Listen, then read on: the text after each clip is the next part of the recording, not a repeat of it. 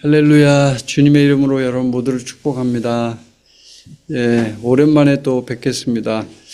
오늘 제가 여러분에게 함께 나누고 싶은 말씀은 사무엘상, 구약성경 사무엘상 16장 7절의 말씀입니다. 오늘 저는 이 말씀을 준비하면서 이제 주님께서 저에게 주신 부담이 있었습니다. 그게 이제 이번 갑작스럽게 우리나라에 참 좋은 일은 아니죠. 어떻게 보면 기존의 대통령이 탄핵당하고 이제 새로운 대통령을 뽑아야 하는 그런 이제 시점이 와서 지금 한참 한국은 많은 사람들이 여기에 지금 집중되어 있는 상황이고요.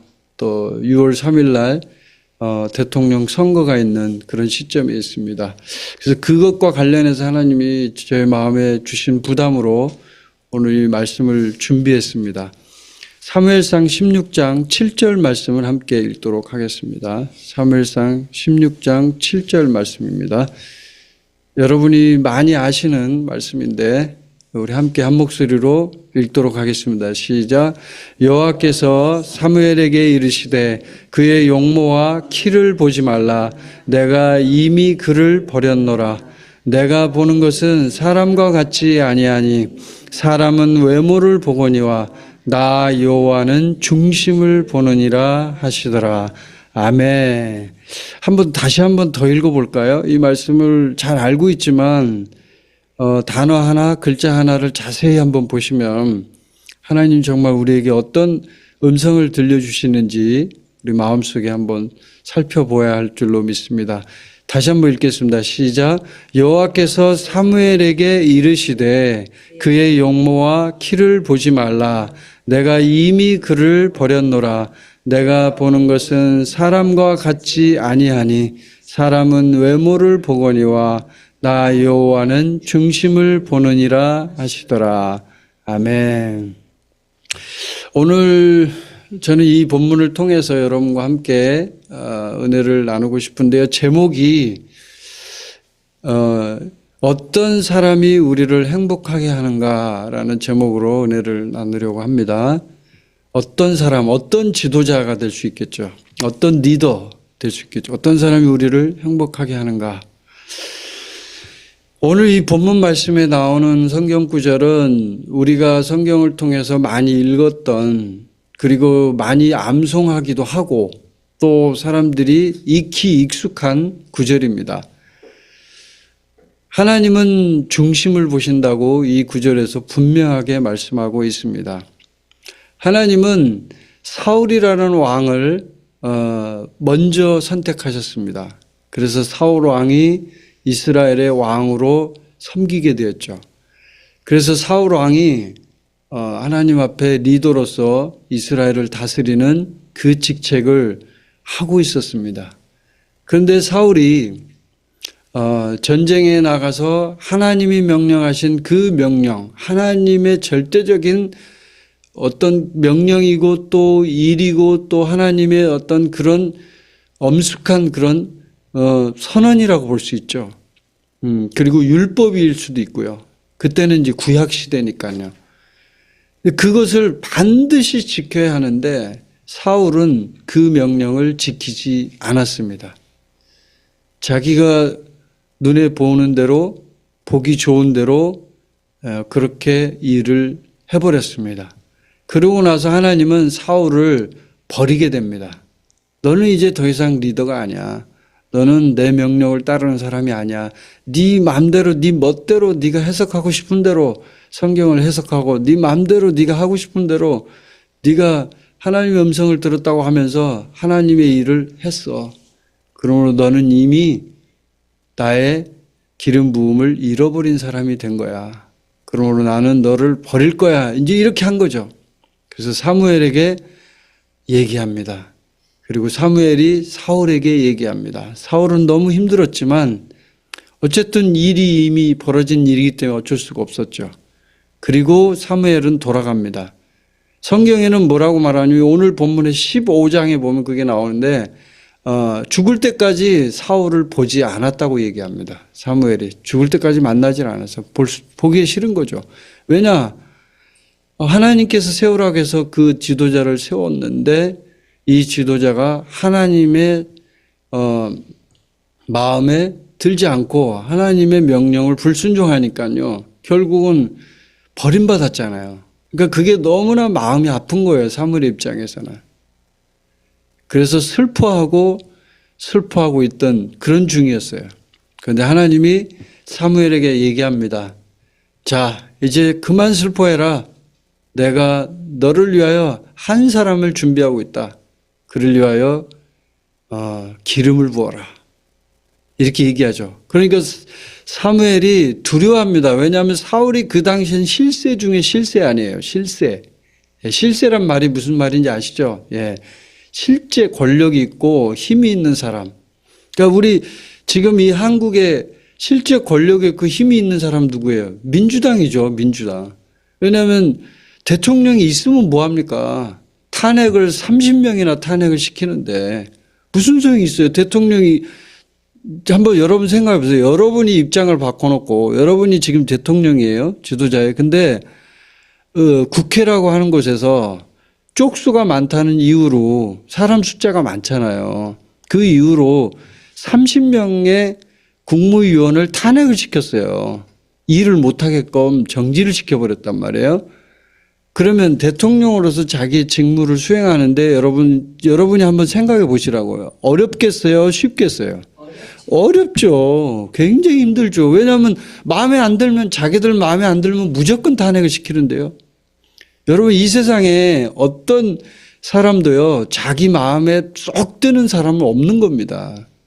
근데 무조건 민주당 마음에 안 들면 자기들이 좋아하는 사람이 아니면 대통령이 뽑았어요.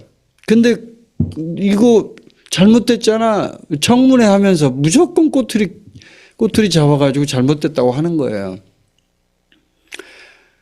그렇게 해서 사람을 탄핵시킵니다. 그러면 그 분야의 일을 담당하고 있는 국무위원은요, 탄핵을 심판해서 대법원에서 이제 판결을 내리기 전까지는 이 사람 직무를 수행을 못 합니다. 그게 3달이 됐던 6달이 됐던 7달이 됐던 못 하는 거예요. 그럼 어떻게 돼요? 그 밑에 있는 사람이 실무자가 그냥 하는 거예요. 적당히 하는 겁니다. 그러면 이 국가가 어떻게 돌아갈까요? 제대로 안 굴러가는 거죠. 그래서 실세 중에 실세라고 제가 얘기하는 게 민주당이 실세인 거예요. 사실은. 그럼 누가 실세일까요? 그 민주당에 있는 제일 위에 있는 우두머리 그 사람이 실세겠죠. 이재명이란 사람. 그래서 언론에서 여러분이 보셨겠지만 민주당은 이미 한 사람을 위한 정당이 되었다라고 얘기하잖아요. 심지어는 이낙연이라는 분도 그 얘기를 했습니다. 민주당의 골수 민주당. 그죠? 아주 오랫동안 민주당에 몸담고 있는 이낙연이란 그 전 국무총리시죠. 그분도 그런 얘기를 했습니다. 민주당이 이미 한 사람을 방탄하고 한 사람을 보호하고 한 사람을 위해서 움직이는 그런 정당이 되었다. 이렇게 얘기를 합니다. 그래서 실세라고 제가 얘기하는 거예요.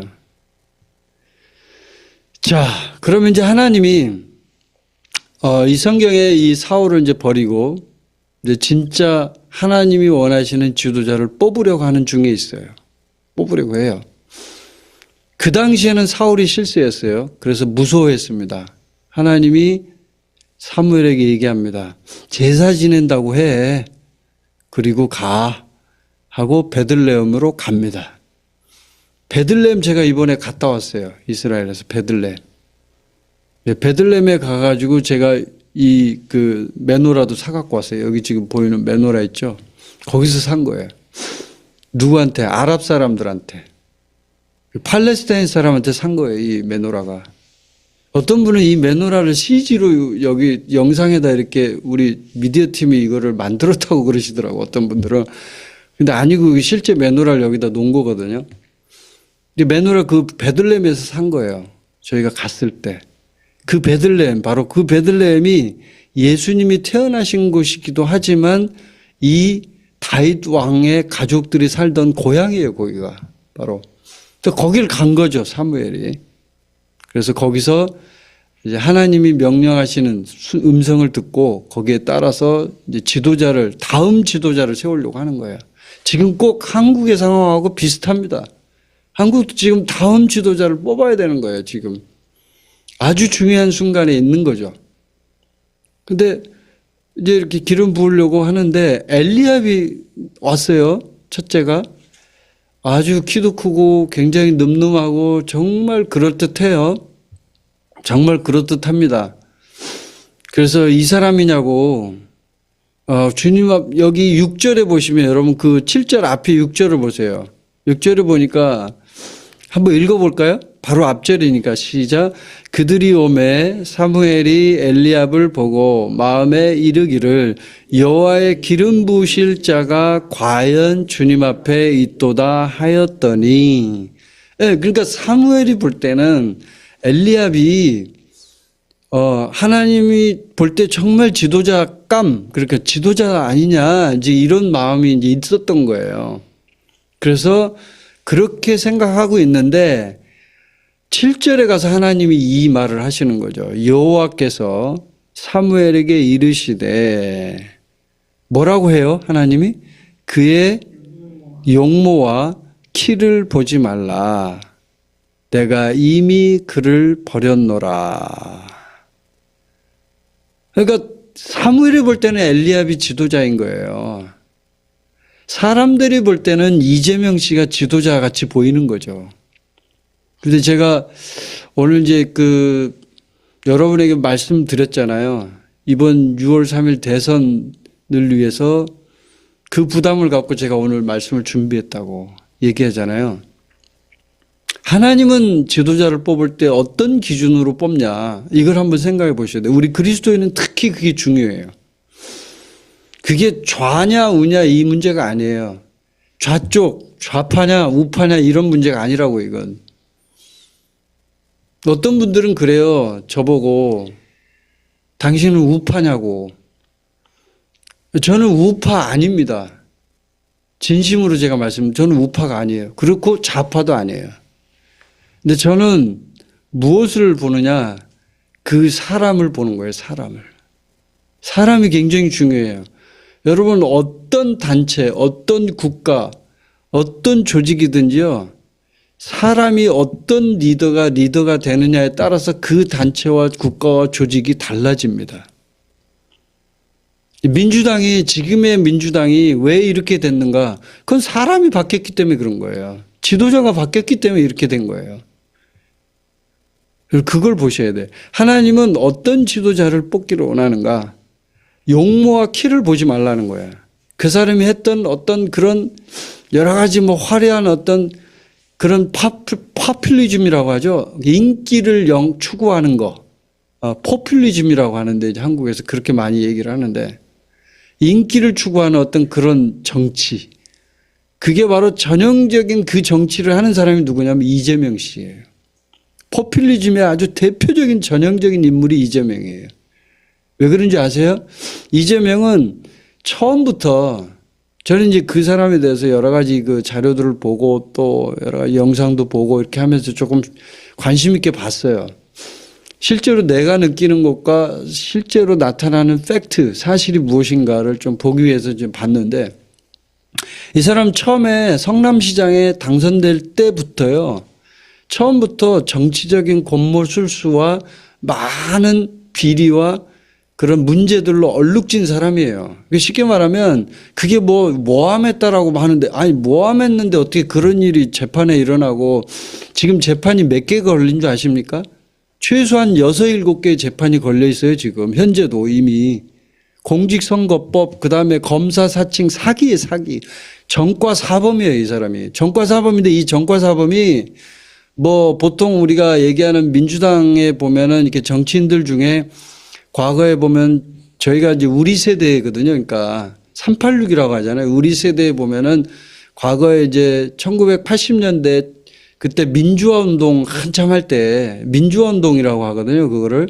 그때 이제 막 대학교 다니던 시절에 데모하고 막 그랬잖아요. 저도 그랬거든요. 막 체류탄 맞으면서 학교 가고 막 그러던 시절이거든요. 그때 그렇게 이제 정치적인 어떤 그런 시위를 한다든지 데모를 하다가 잡혀 들어가면 그게 빨간 줄이 가거든요. 그러면 그건 이제 전과가 이제 정치적인 전과범이 되는 거죠. 정치범이죠, 쉽게 말하면. 이런 전과인 사람들도 있는데 이 이재명 씨는 그 전과가 아니에요. 그 쉽게 말하면 완전히 그냥 잡범 수준의 어떤 정치 그 국회의원이 그런 얘기 하더라고. 이재명은 잡범이야, 잡범 막 그러면서 막 화를 내시더라고. 이 인간은 잡범 수준이야 막 그러면서 이런 얘기까지 했는데 저는 그 굉장히 동의하거든요. 근데 그게 뭐냐면 전과가 음주운전 뭐 이런 거. 그러니까 일반적인 국민들이 최소한 그냥 평범한 보통 시민이 누구나 지키는 그런 법이에요. 그냥 저도 음주운전 한 적 한 번도 없어요. 제가 지금까지 살면서. 평범한 시민이 그런 죄 안 짓습니다. 음주운전 뭐 이런 거예요. 심지어. 그다음에 사기. 예. 검사 사칭 사기를 한 거예요. 그래갖고 사기죄로 빨간 줄이 딱 한 거예요. 전과가. 그런 전과가 4개예요. 4개.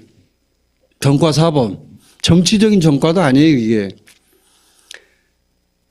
그런 사람이 지금 이제 대통령이 되겠다고 나와서 출마를 해가지고 지금 막 자기가 막 뭐 정치적인 모함을 당했다. 뭐 지금 정치적인 압력을 받고 있다.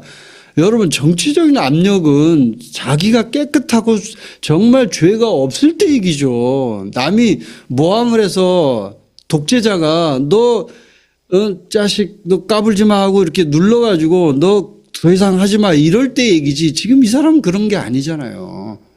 다른 얘기죠. 전혀 다른 얘기인데 여러분 그걸 그렇게 이해하는 정말 많은 국민들이 있다는 거예요. 그렇기 때문에 지금도 50% 뭐 40몇 프로 이렇게 나오잖아요. 지지율이.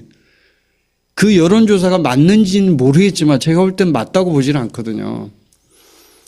근데 그런 걸 보면 느끼는 게 아니 도대체 이재명 씨를 지금도 찍어주는 사람이 있어? 찍어주려고 하는 국민이 있어? 이렇게 할 정도로 그냥 누구나 상식적으로 어떤 사람이 봐도 이 사람은 대통령으로서 부적격이야. 이거 일반 국민도 이런 죄는 안 져. 할 정도로 전과 사범의 또 하나 문제는 이 사람이 성남시장이 될 때 이미 이 사람은요.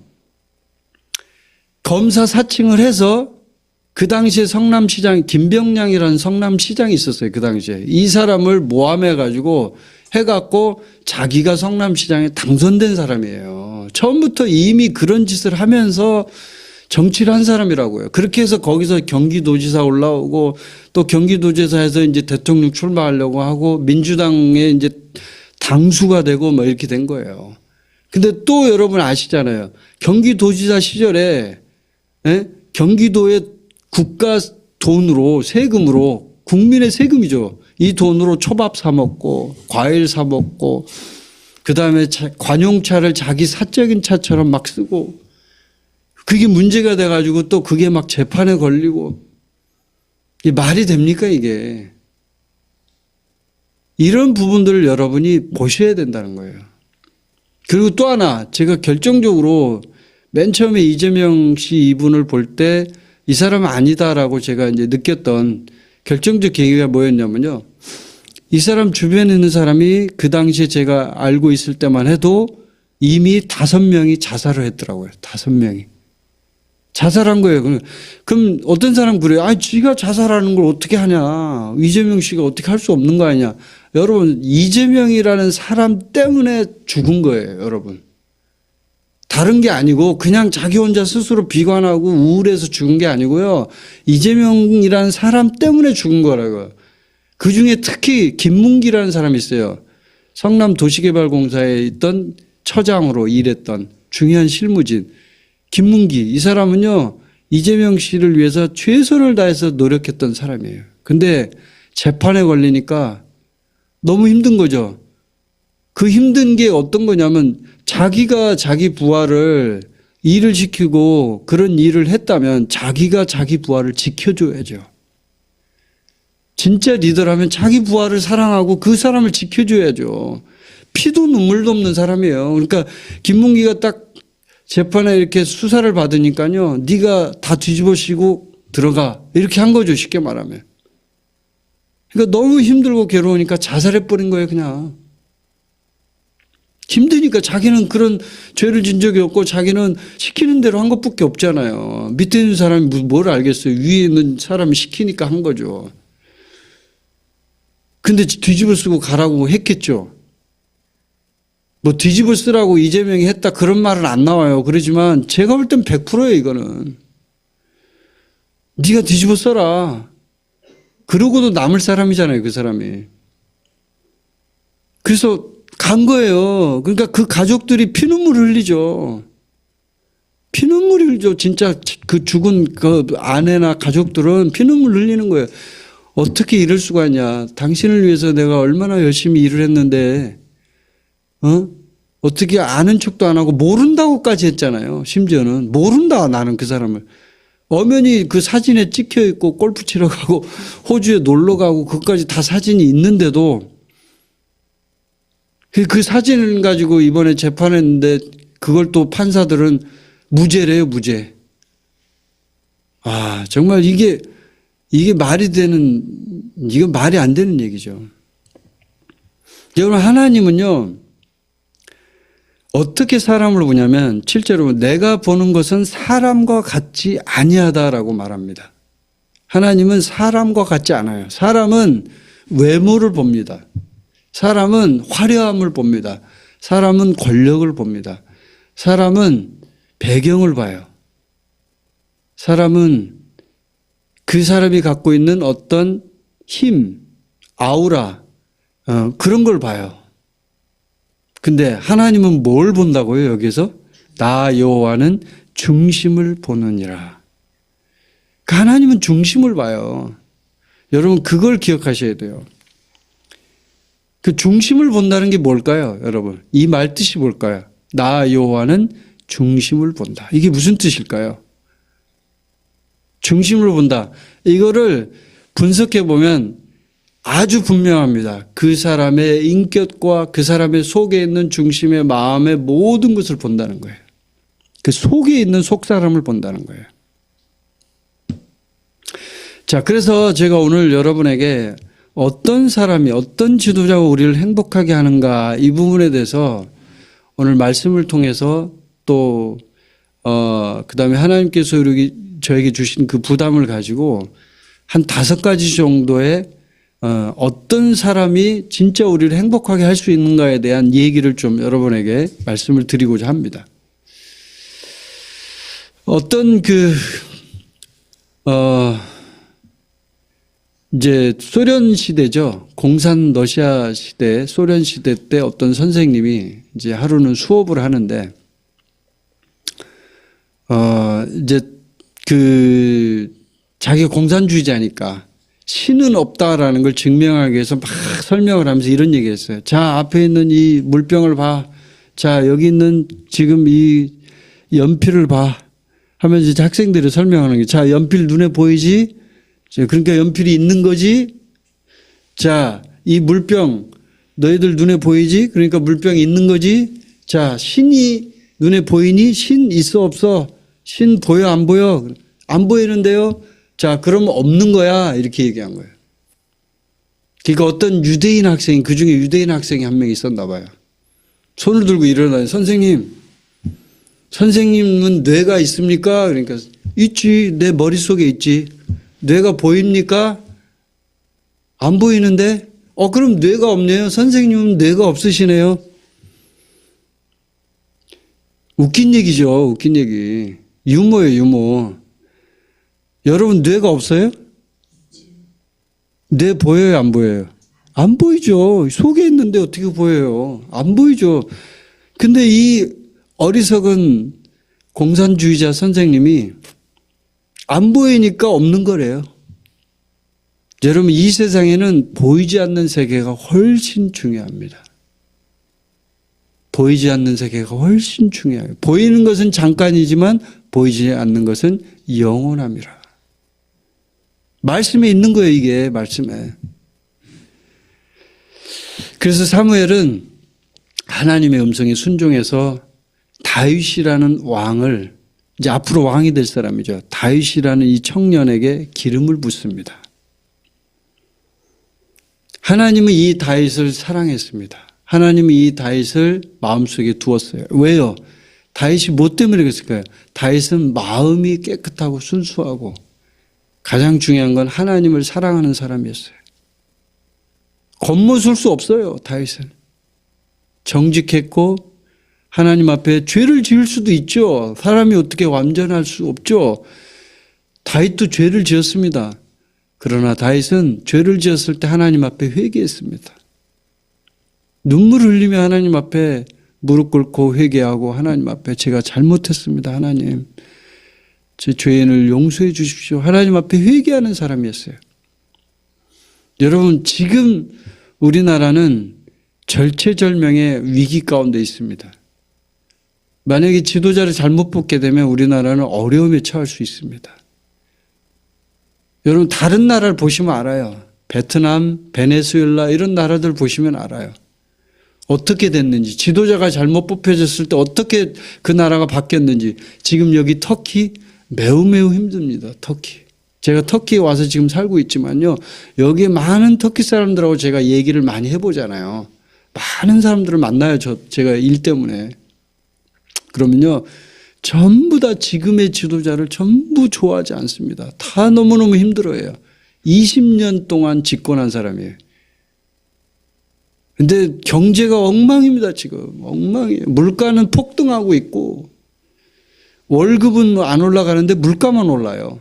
집값이 한국 수준으로 오르고 있어요. 지금 여기가 그렇게 비싸지고 있어요. 근데 얼마나 힘들겠어요. 그러니까 이 사람들이 원하는 건, 제가 이번에도 얼마 전에 며칠 전에도 제가 그 얘기를 들었는데, 이번에 이제 그 이스탄불 시장이 있어요. 이마몰루라는 분이 계신데 그분이 지금 감옥에 갇혔어요. 갑자기 감옥에 들어간 거예요.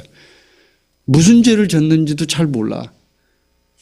이건 누가 봐도 알 수 있죠. 이거는 정치적인 음모구나.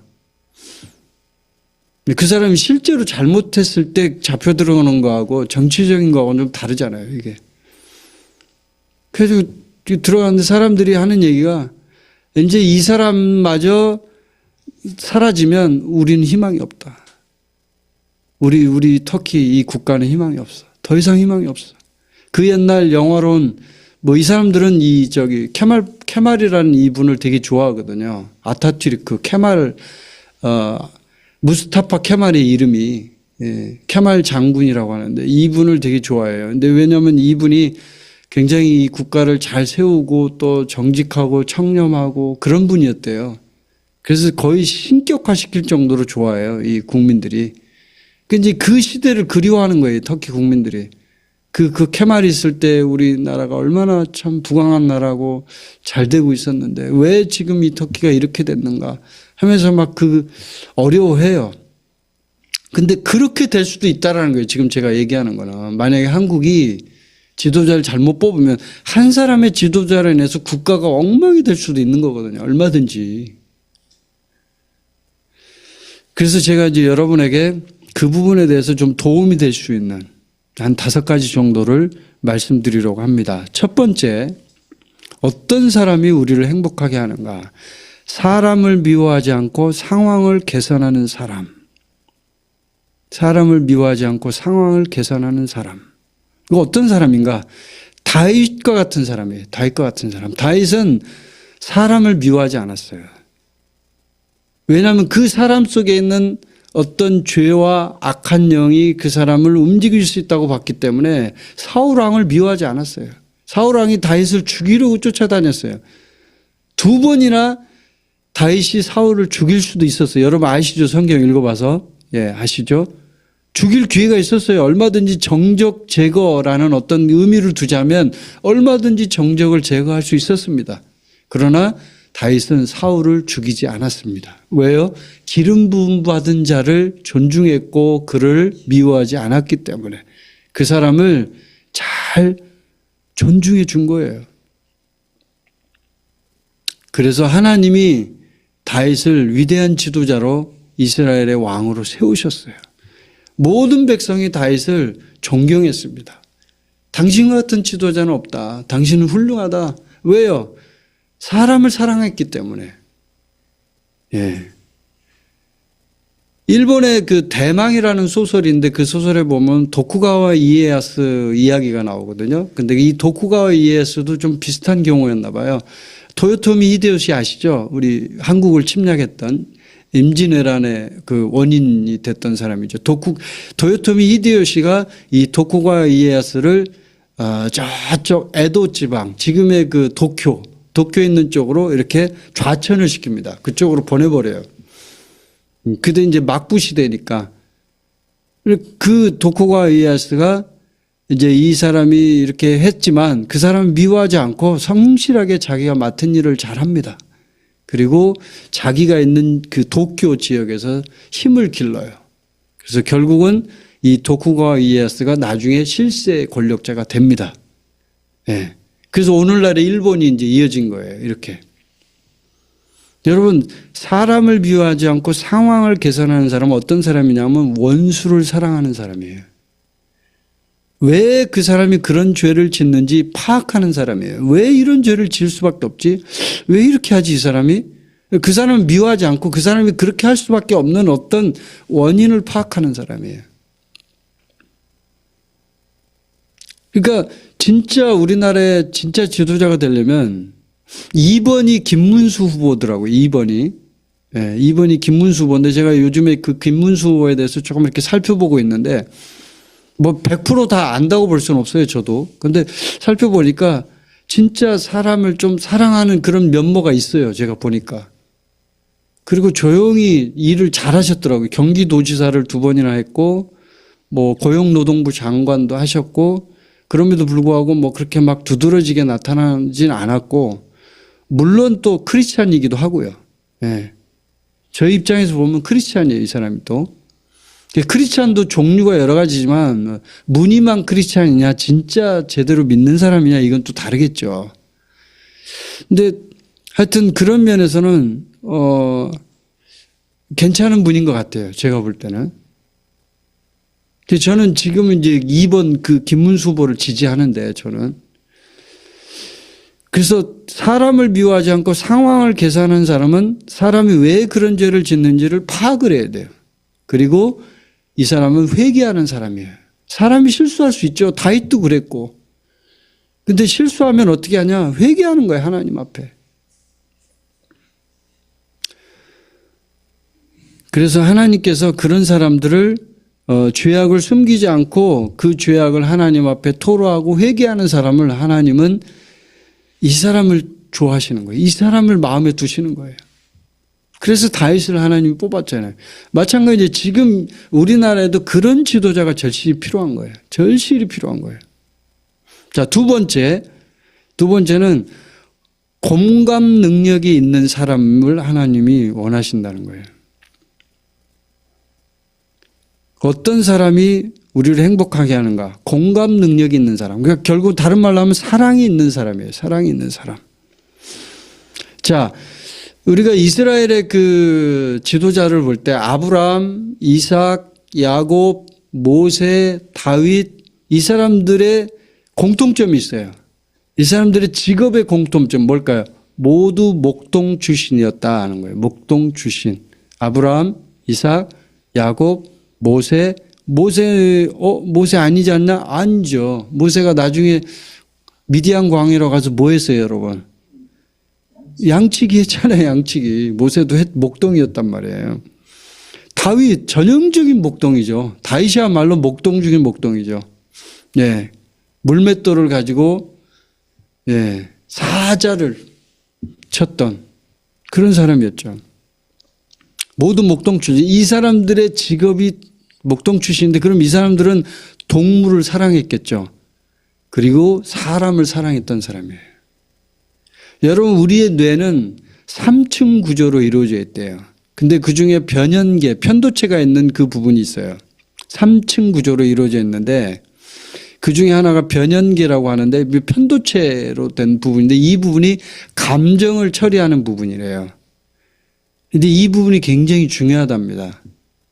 그러니까 뇌피질이라고 해서 전전두피질이라고 해서 뇌 바깥을 싸고 있는 이 부분이 이제 보통 이성을 담당하는 부분이라고 하거든요. 그리고 편도체는 이제 저쪽 깊숙이 들어있는데 그 편도체가 변연계가 감정을 관리하는 중추진 역할을 한대요. 뇌에서.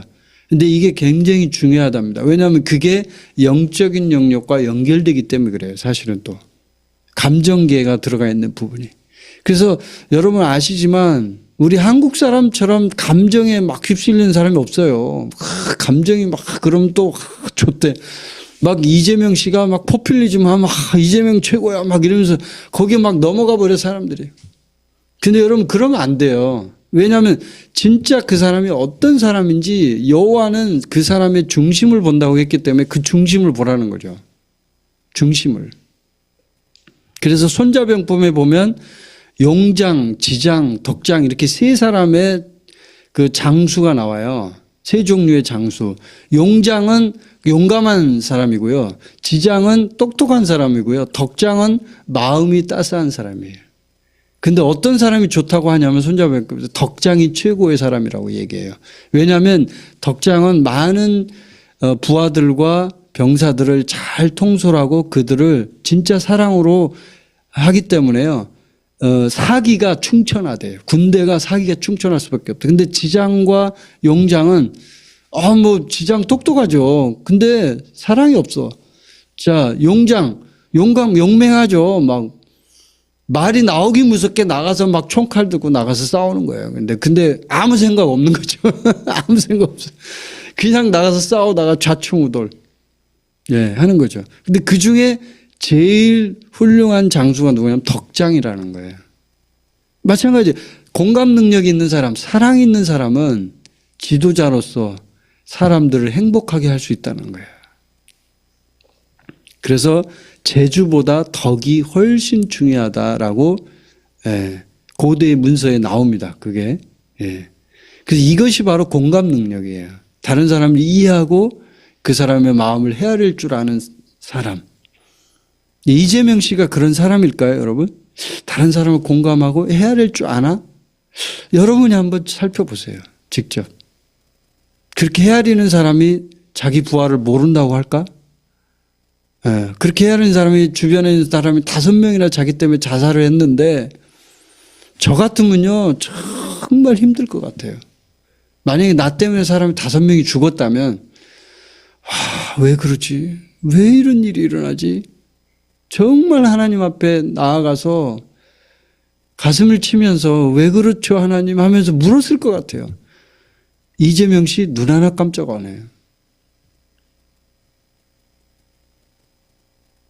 정말 무섭습니다. 이런 사람이 지도자가 된다면 우리 한국이 어떻게 될지 정말 무서워요. 저는. 그래서 이 공감 능력이 사랑 있는 사람은 은혜의 보좌 앞으로 나아가는 사람이에요. 자기가 주님 앞에 나아가는 사람이에요. 은혜를 얻기 위해 은혜의 보좌 앞으로 나아가는 사람. 자, 그 다음에 이제 세 번째는 어떤 사람인가? 더 큰 정의를 추구하는 사람이에요. 세 번째가. 더 큰 정의를 추구하는 사람. 옛날에 이제 어떤 그 유대인 그 탈무드 이야기에 나오는 이야기인데, 어떤 유대인, 말이라는 유대인이 있었답니다. 이 유대인이 부유한 유대인이었는데, 부자예요. 자기 부모님으로부터 재산을 물려받았어요. 근데 이제 자기 부모님이 돌아가셨어요. 자기 아버지가 돌아가셨는데 어느 날 어떤 이복 동생이라고 하는 한 사람이 찾아와서 마리에게 와서 자기가 아버지가 낳은 다른 배죠. 근데 다른 이제 동생은 맞아요. 근데 그 이복 동생이 와서 자기 아버지가 자기의 재산을 물려주기로 했다고 저한테도 재산을 좀 나눠주시라고 이렇게 얘기를 합니다. 그러니까 이 마리가 화를 내면서 나는 당신 같은 동생을 둔 적이 없다 하면서 쫓아냅니다.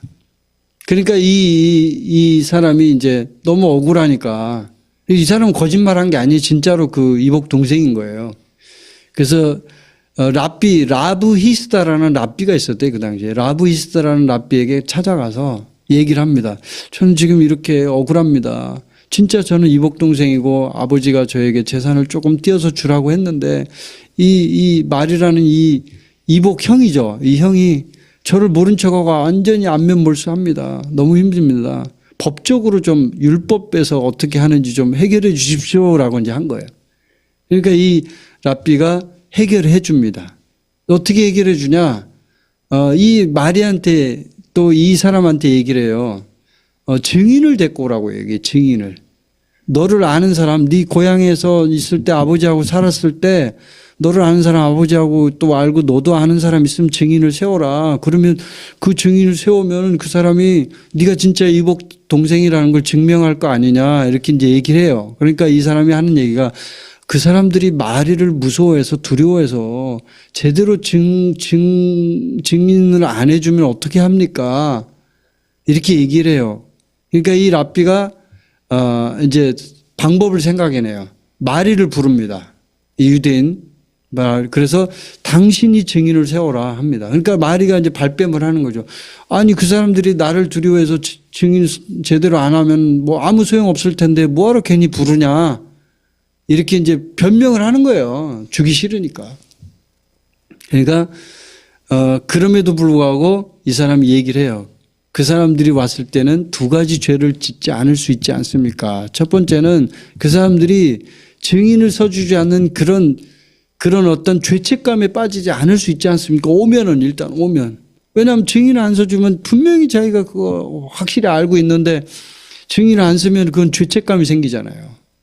그리고 또 하나는 그 증인을 서서 나와서 두려워서 이게 잘못할 망정, 제대로 말을 못할 망정, 어쨌든 간에 왔기 때문에 거기에 대한 어떤 그 죄책감은 없지 않냐. 그래서 이제 이 사람은 실제로 증인들을 불러요. 그래서 그 증인들이요, 제대로 증인을 해줍니다. 그래서 법이 제대로 세워져요. 그래서 사실 그대로 이루어진 거예요. 요즘에 여러분 우리나라를 보세요. 법의 이름으로 정의를 무너뜨리는 사람들이 있습니까? 없습니까? 많이 있어요. 법이라는 어떤 걸 통해서 이 법을 만들기도 하고 이러니까 온갖 법을 만드는 거예요. 온갖 법을 만들어요. 그래서 그냥 뭐 대법관을 30명을 세운대 30명. 근데 그 대법관을 30명 세우는데 그 중에서 또 많은 사람들을 법조계 출신이 아닌 사람들을 세우겠다는 거예요. 그래갖고 이거를 헌법을 판결한다는 거예요. 근데 법을 모르는 사람이 어떻게 헌법을 판결해요? 지금도 자기들이 맘대로 막 가가지고 법관들을 협박을 해가지고 이렇게 해 하고 막 해가지고 그렇게 하는 시대인데 탄핵을 시키겠다고 하는데 무슨 정의가 세워질 수가 있겠냐고요. 그래서 더 큰 정의를 추구하는 사람이라는 뜻이 뭐냐면 자신의 잘못을 정당화하는 사람들이 있단 말이에요. 그럴 때 이걸 이제 이렇게 얘기할 수 있어요. 정의와 정의가 부딪힐 때 물론 하나는 정의가 아니겠죠. 그러나 어쨌든 이론적으로 또 표면적으로 볼 때는 정의와 정의가 부딪힌다고 생각을 해요. 그러니까 어떤 사람은 민주당을 좋아하고 어떤 사람은 국민의힘을 좋아하니까 서로 정의와 정의가 부딪힌다고 생각하죠. 분명히 문제가 있는 사람은 있을 거란 말이에요. 그럴 때 어떻게 판단을 해야 되냐 할 때 더 큰 정의를 추구하라는 거예요. 더 큰 정의를 추구해라. 이게 바로 이제 하나님께서 우리에게 말씀하시는 그런 그 메시지예요. 더 큰 정의를 추구해라. 그러니까 이게 정의가 아닐 수는 있지만 일단은 세상에서는 그걸 정의라고 얘기하니까. 세상에서는 이재명 씨도 대통령 후보로 생각하잖아요. 이 사람 일은 잘한다. 나쁜 짓 했어. 전과 사범이야. 뭐 주변의 사람들 5명이나 자살하고 막 더 자살했다고 하더라고요. 뭐 한 10명 된다 그래요. 지금 나오는 얘기는. 근데 이렇게 해. 인간은 인간성 안 좋아. 아주 안 좋아. 막 뭐 안면 몰수해. 모른다 그래. 막. 그러지만 이 사람이 일은 잘해. 여러분 일을 진짜 잘하는지 안 하는지 그건 두고 봐야죠. 봐야 알죠, 여러분. 어떻게 일을 잘했는지 봐야 알죠. 제가 경기도지사에 대한 뭐 그 부분을 좀 봤는데 김문수 씨도 경기도지사였고 이재명 씨도 경기도지사였어요. 근데 그걸 제가 이제 잠깐 봤는데요. 그 경기도지사 시절의 업적 뭐 이런 게 나오더라고요. 그걸 보니까 김문수 씨가 훨씬 일을 잘했던데요. 제가 보니까 묵묵하게 자기 일을 잘했더라고요. 제가 보니까 이재명 씨도 물론 일을 했어요. 근데 그냥 그 전에 해놓은 거 그대로 한 거예요. 그냥. 예전에 해놨던 거, 김문수 도지사 시절에 해놨던 거를 그대로 이어받아서 잘 유지한 것 뿐이에요. 근데 그런 것도 좀 볼 필요가 있는 거죠. 자, 네 번째, 시간이 많이 됐네. 네 번째, 이제 5가지만 하면 이제 끝납니다. 네 번째는 어떤 사람이냐? 인생의 의미를 공부하는 사람. 이게 왜 중요하냐면, 이게 굉장히 중요합니다. 저는 이 네 번째가 상당히 중요하다고 보는데, 어떤 성공한 사업가가 자기 개발서 베스트셀러를 쓴 작가를 찾아갔어요. 그래서 이 성공한 사업가가 이제 성공한 거죠. 사업으로 성공해서 돈을 많이 버는 거예요. 자기 개발서 베스트셀러를 쓴 작가에게 가서 얘기를 해요. 작가님, 저는 지금 성공했고 돈을 많이 벌었습니다. 그런데 제가 저의 인생의 의미를 잘 모르겠습니다. 작가님은 이렇게 좋은 책을 썼으니 인생의 의미를 아십니까? 저에게 좀 가르쳐 주십시오. 라고 얘기를 했어요. 자기계발서 이 작가가 네? 깜짝 놀란 거죠. 자기도 자기계발서를 쓰고 어떻게 하면 성공하는가 막 이런 글을 쓴 사람인데 갑자기 인생의 의미를 질문하니까 뻥 한 거예요. 한 대 얻어맞은 느낌인 거예요. 그 길로 이 작가가 나의 인생의 의미는 무엇이지? 고민했다고 해요. 여러분, 인생의 의미란 거 굉장히 중요합니다. 왜 내가 사는가?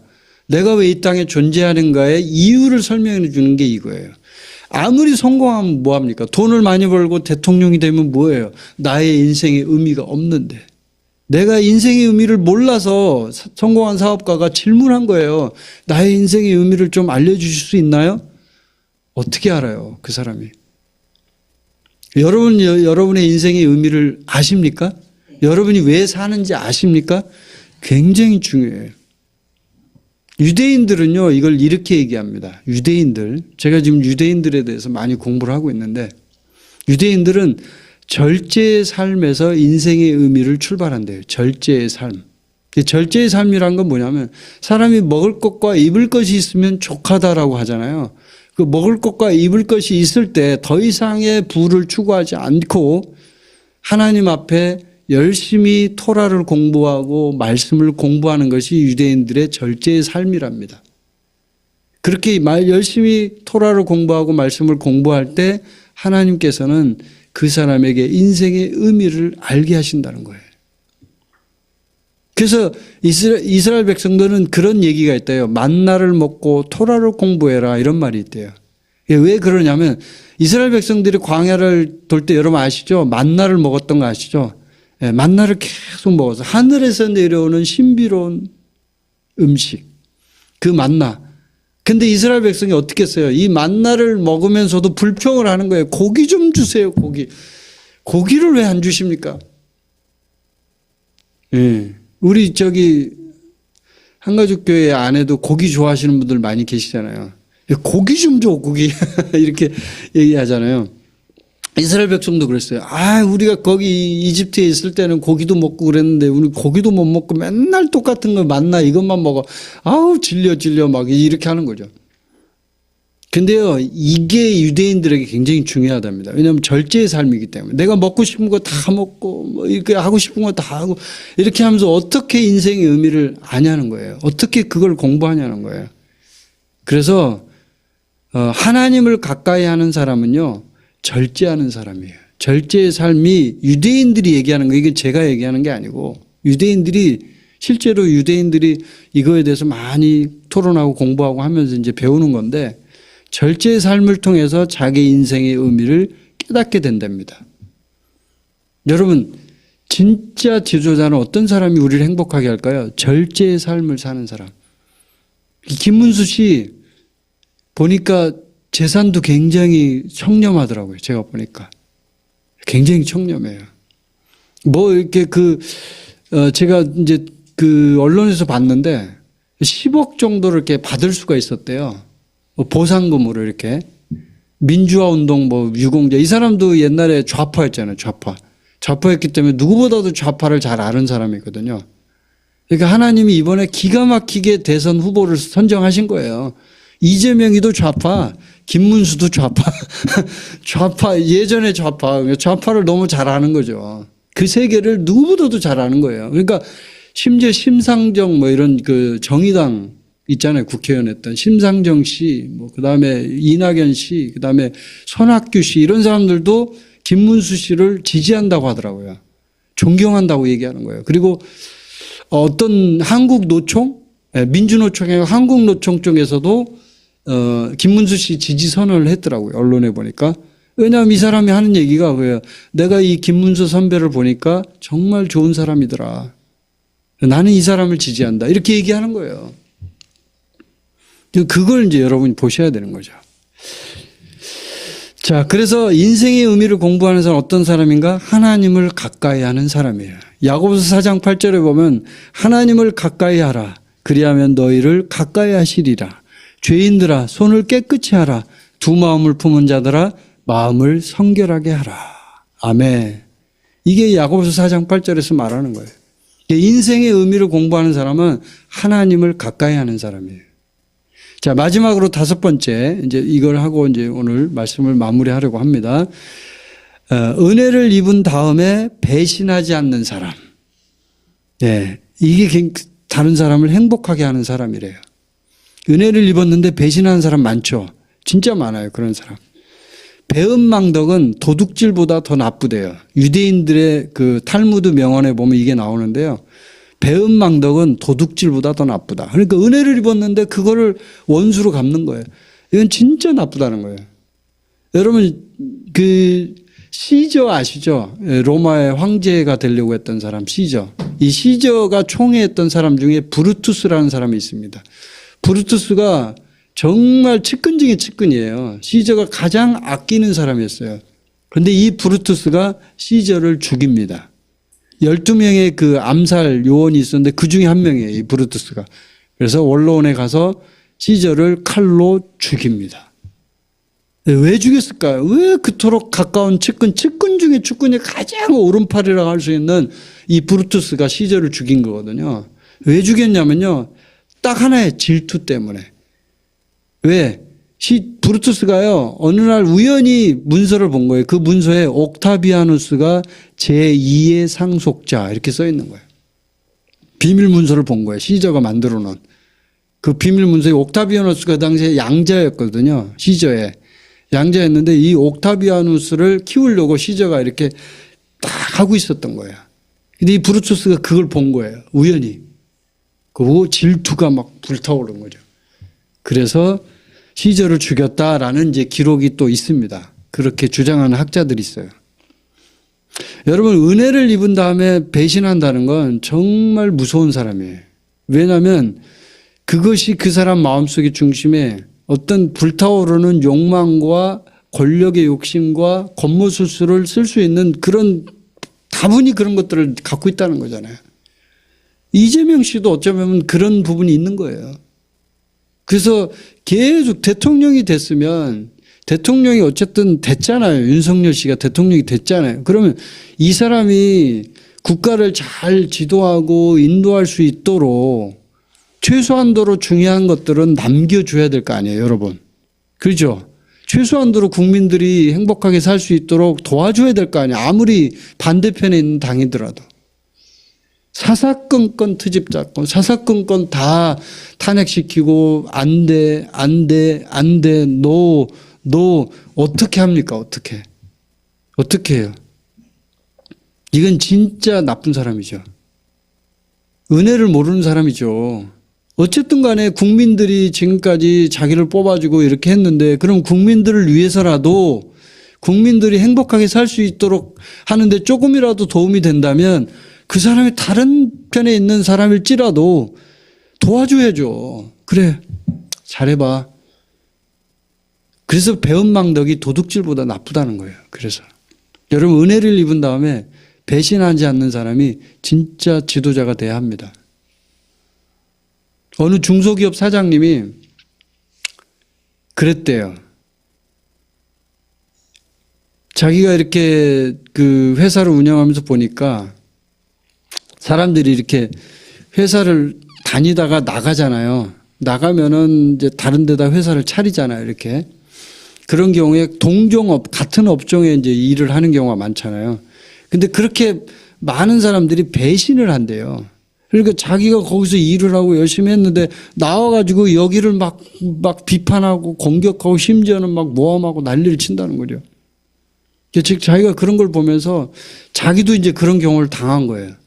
그러니까 다른 회사가 자기를 막 모함하고 막 공격하고 막 이러는데 이걸 알고 나서 자기가 거기에 대해서 이렇게 전혀 대응하지 않았대요.